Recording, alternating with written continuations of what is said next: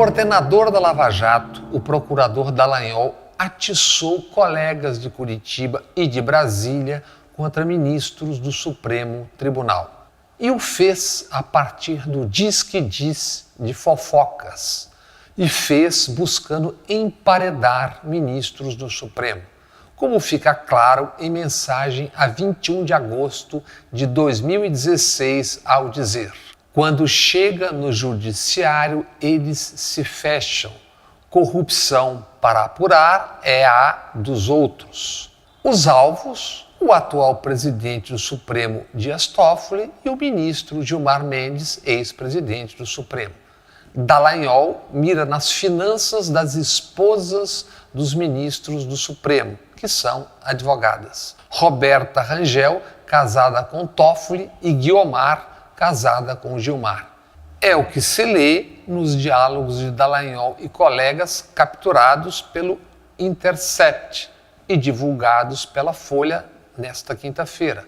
Interlocutores de Dallagnol citados foram os procuradores Pelela, então chefe de gabinete do procurador-geral Rodrigo Janot, e Orlando Martello e Sérgio Bruno Cabral Fernandes, procuradores.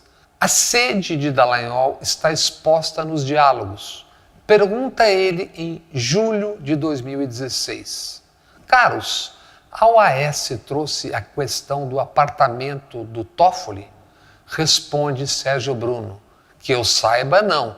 Temos que ver como abordar esse assunto com cautela.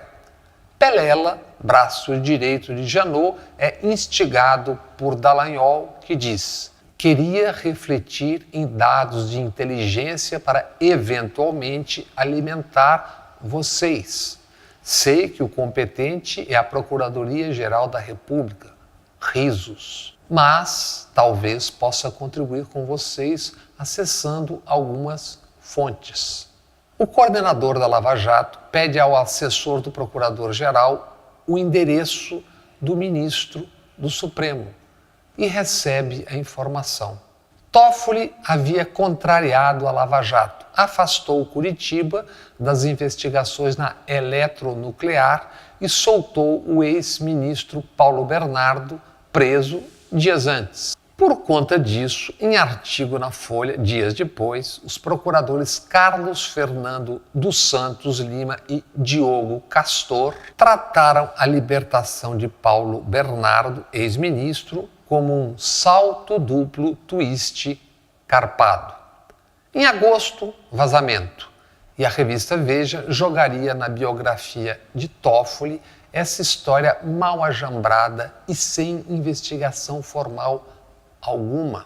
Em agosto, a sugestão de Martello: fuçar hipotético pagamento da OAS ao escritório de Roberta, casada com Toffoli.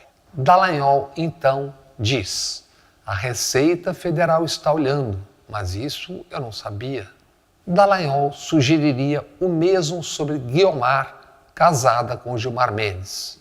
Perguntou: tem uma conversa de que haveria recebimentos cruzados pelas esposas do Toffoli e Gilmar. Tem muita especulação. Temos a prova disso na nossa base de dados. Resumo: depois as esposas dos ministros do Supremo se tornariam alvos da Receita Federal. Claro que ninguém está acima da lei e qualquer um pode ser investigado. Mas isso, relatado por Ricardo Baltazar, da Folha, e Paula Bianchi, do Intercept, não é uma investigação legal formal. É uma emboscada. Talvez, quem sabe agora, senhores e senhoras do Supremo Tribunal caiam na real. É humano a disputa por espaço, pela ribalta, pelo palco. Isso que reduzimos à expressão ego. Mas diante das pegadas de Dallagnol, Moro e companhia já rastreadas, diante do conhecimento e apoio, no mínimo, omissão de outros procuradores da Lava Jato, e não apenas Lava Jato de Curitiba, diante de tudo que já se viu e ainda se verá, Não é possível que ministros e ministras do Supremo não entendam a dimensão dessa aberração. De truque em truque no processo de impeachment, do alçapão armado para Eduardo Cunha, mas só depois dele ter feito o serviço. Com o grampo ilegal contra Dilma, o grampo ilegal contra advogados de Lula, com o infindável fechar de olhos e passar pano nas ilegalidades de Moro e companhia, chegamos a isso aí.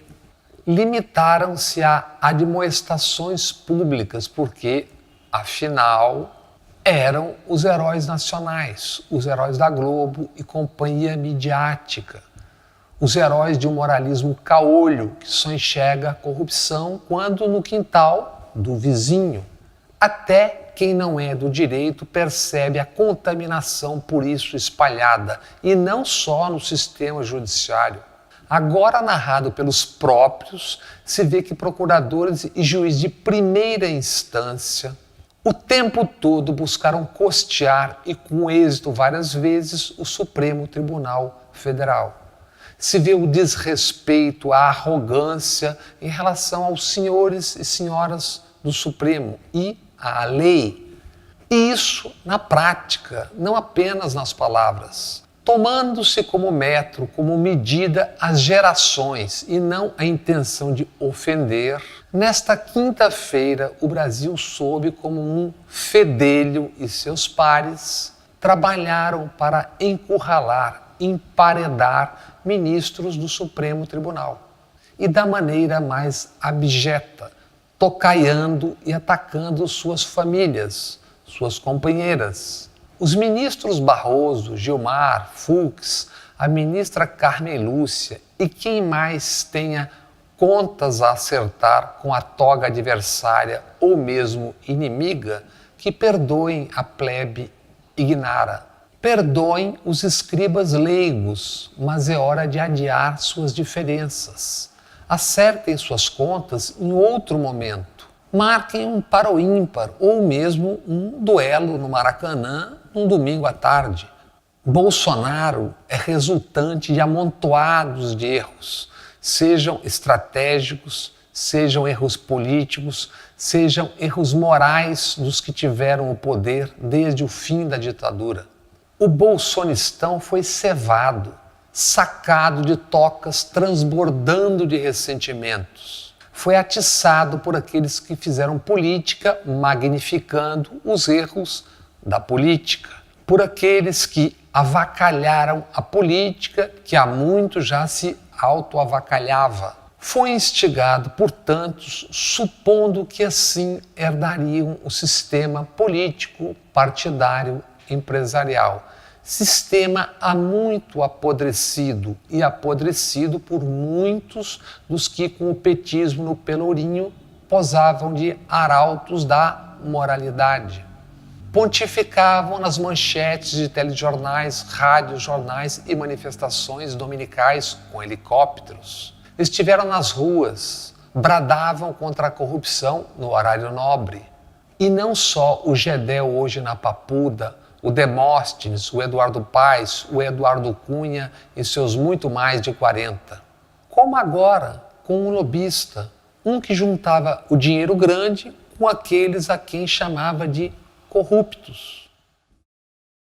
Bandos de hipócritas, como se os Barbalho no Pará, o Jucá, os Alves e os Maia no Rio Grande do Norte, como se Sarney e Lobão no Maranhão, Collor em Alagoas, os Coelho em Pernambuco, os Franco e Alves em Sergipe, a CM na Bahia, RBS no Sul, entre tantos outros, não sejam ou não tenham sido ímãs de poder político e econômico escorado exatamente por seus monopólios midiáticos e empresariais regionais. Usam seus telejornais ou rádios ou jornais, sites ou tudo isso e, associados a monopólios nacionais, pontificam sobre a corrupção, a alheia, a dos adversários. Os senhores e as senhoras do Supremo certamente sabem de tanto, já tão naturalizado e aceito. como sabem e estão acompanhando no cotidiano. Não apenas fatos e personagens bizarros, quando não grotescos ou suspeitos de crime. Certamente recebem um resumo, o clipping, com as manchetes e diálogos interceptados com ilegalidades e aberrações nos atos e palavras expostos pelo Intercept nos últimos 53 dias. Recebem um resumo de manchetes e notícias do mundo. Isso deve chegar ao Supremo. Ministros e ministras devem saber que o mundo olha para o Brasil e seu comando com perplexidade. Nos últimos dias, com espanto, pena, asco, mas o mundo vive um ensaio de poder tripolar, com potências atentas a como tirar proveito de um país continental riquíssimo nas suas dotações naturais, o Brasil. E nesse momento o país enlouquecendo. Deutsche Welle é a emissora pública da Alemanha. Na coluna Cartas do Rio desta semana, escreve: ocupado com ofensas, mentiras e absurdos, o presidente ignora a mudança climática. Uma das desvantagens do sistema presidencialista é uma só pessoa poder definir a agenda de todo um país.